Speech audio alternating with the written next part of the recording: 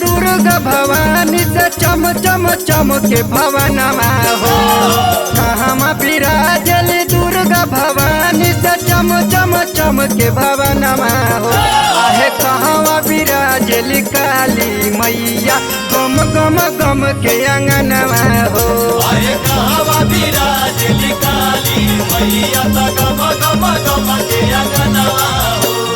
पर्वत विराजली दुर्गा भवानी तो चम चम चम के भवनमा हो। पर्वत विराजली दुर्गा भवानी तो चम चम चम के भवनमा हो। आहे गाँव के शिवनमा में काली मैया तो गम गम गम के अंगनमा हो। आहे गाँव के शिवनमा में काली मैया गम गम गम के अंगनमा हो।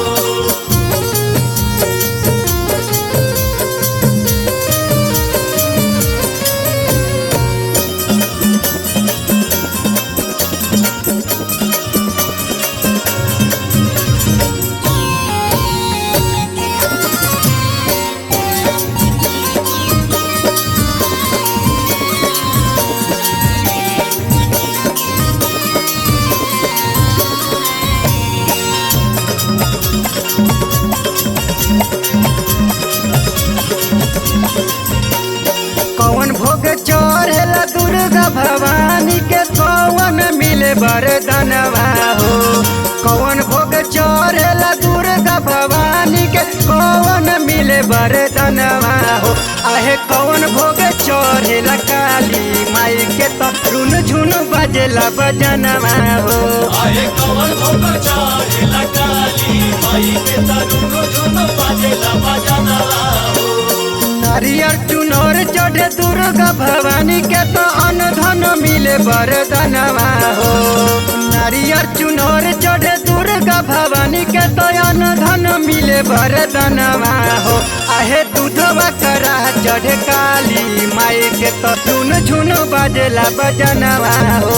आहे दूधवा करा चढ़े काली माई के झुन झुन बजेला बजनवा हो।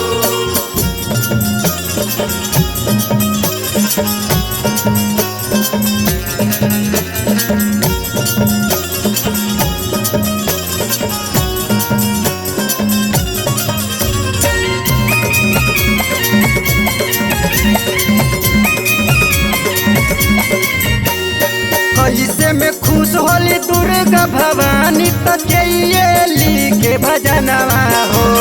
कैसे में खुश होली दुर्गा भवानी तो चैली के भजनवा हो। आहे कैसे में खुश होली काली मैया तो चैये करेला गुनगनवा हो। आहे कैसे में खुश होली काली मैया करेला गुनगनवा हो। भजन पर खुश होली दुर्गा भवानी तो पंकज लिखे भजनवा हो।